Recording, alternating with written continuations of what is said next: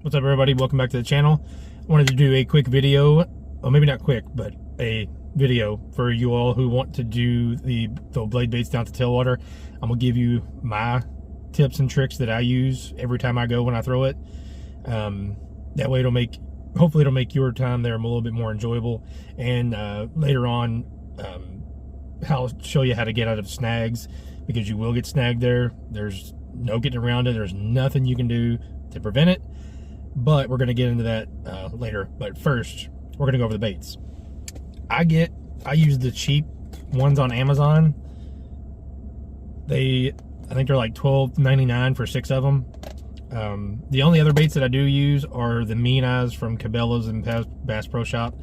The only reason I don't use them very often is because they're like $5 a piece, and these are $2 and some change a piece. So you tell me, if you're going to lose baits, you might as well spend $2. And plus these catch anyway. The fish eat them. I've caught so many fish on these baits. I've probably bought, past 3 years, probably 20 packs of these. I'd say at minimum. So they work, I promise you. But just to show you, they do not come with snaps. And I'll leave the link in the description for the baits and the snaps. The snaps are number 2. They are number 2. I don't know if y'all can see that or not, but they're a fairly large snap. They're 50-pound snaps. And if you notice, this is the same bait that I was using. Look how beat up that thing is. That's how it looks when you get done fishing, or when I get done fishing with it anyway. The nose is all beat up because I'm banging on those rocks down there. It's just banging, banging, banging. But anyway, those are the baits. Oh, and I forgot one more thing. You want to use the middle hole. The front one will make the bait run more this way, and the back one will make it run more this way. The middle one is kind of like right in the middle, and it wiggles like this from side to side. I'm gonna go over the hooks too. Believe it or not, these are Chinese made baits. I'm not even gonna lie about it, but these hooks are actually not half bad, and I'll tell you a few different reasons. First reason is when you get snagged, if you're using heavy enough line, you can just bend it out instead of losing your entire bait. And what I've done is I've just taken my pliers and bend it right back, and I've had no issues whatsoever. Now, if these hooks look destroyed, it's because of that gar I caught, but I've caught every single fish that you see with this pink bait on the same hooks. All of them exact same hooks, just to give you a perspective. And you have to use the snap. You absolutely have to use the snap, because it won't run right. If you tie directly to this thing, it will not run correctly. You can use a split ring. I don't use a split ring, but you can. Just throwing that out there. I don't have a size for you because I don't use them, so I can't say either way. But like I said, the link for all this stuff will be down in the description.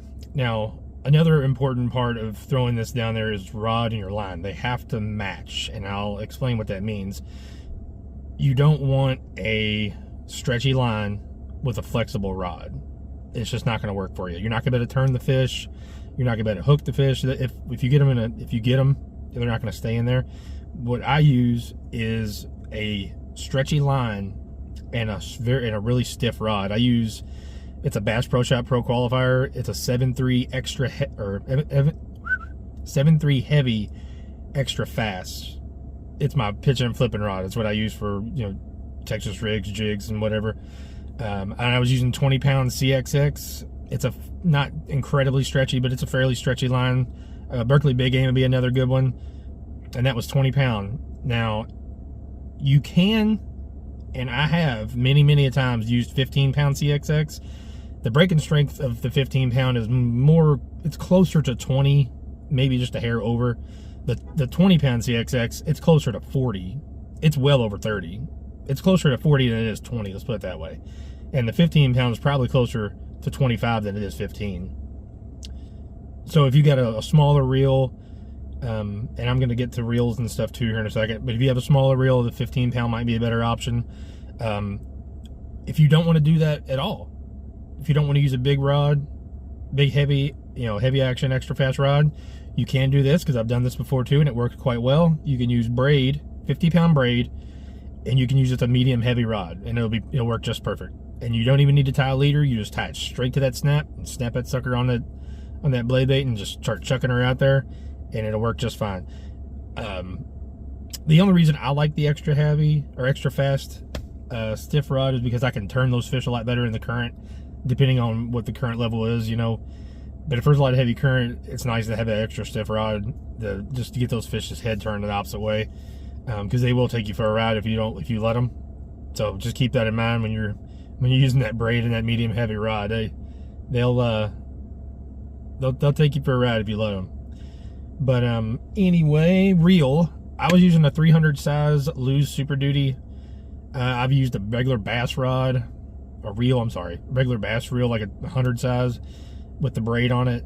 It works just fine. You just got to make sure the rod is more important than the reel. You just want to be able to turn those fish. And the reason I used the 300 size reel is because I was using 20-pound line, and I needed a bunch of it because I'm casting a really long way. I mean, I'm probably casting 60 yards, every bit of it, with these blade baits. And I forgot to mention this, and I'll go ahead and do it now. I used the 0.7 grams or the 0.7 ounce size. I think that's the 17 or 20 gram ones. They're right at 3/4 of an ounce. That's the ones I use.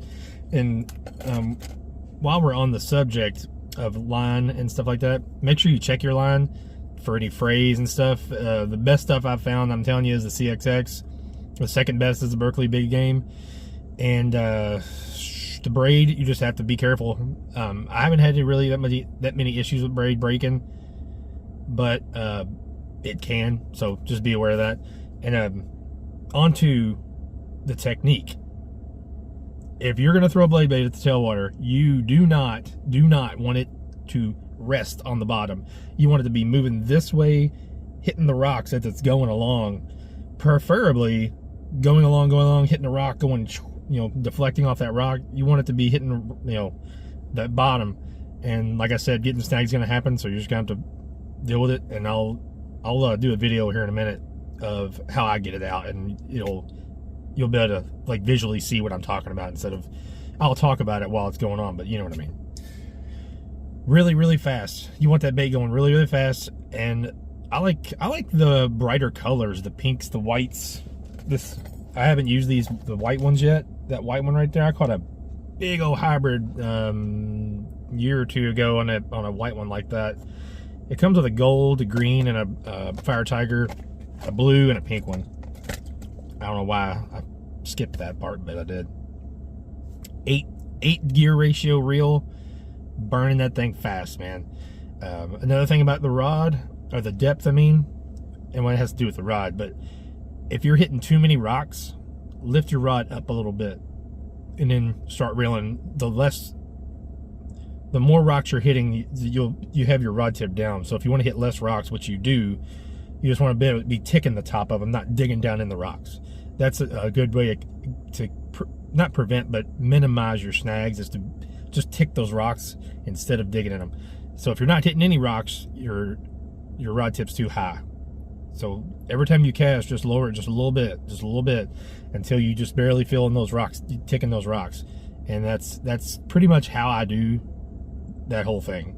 Everything I've said so far is everything that I do and I use when I'm throwing a blade bait down at the tailwater. And okay, let's get into that. I'm gonna post a clip here of this video of getting snagged. And what I do is, when you get snagged, like just when you're burning it, if you feel it get heavy, you turn into it just like you would normally do a fish. Let's just pretend it is a fish. Don't even worry about it being snagged. And if it doesn't move, it's obviously a snag. So what you do is you keep your line tight and reel it all the way.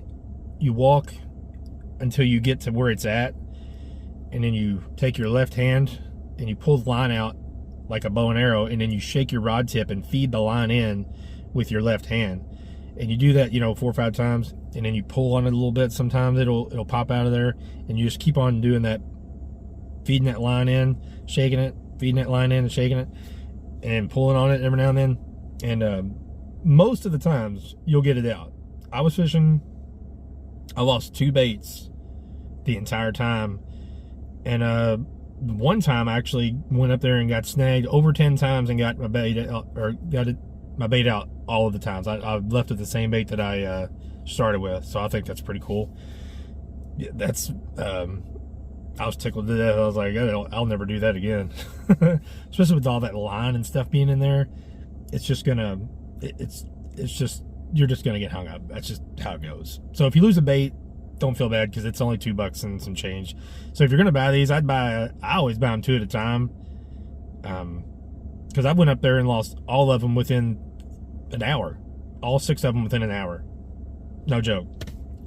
But anyway, I just wanted to make this video and just to show you all the things that I do, and that way you all can go up there and try to replicate it and catch some snag some buffalo and some Asian carp and all kinds of stuff. And you can catch everything that eats minnows in that place. Everything will eat it that eats minnows, and anything that fishes that swims in it can be caught by it just by accident. You're not trying to snag stuff, it just happens, you know what I mean? So yeah, but anyway, I'm on lunch at work, and I got to get out of here and go back in here. So, well, I will definitely see you all on the water, and thank you for watching. See ya.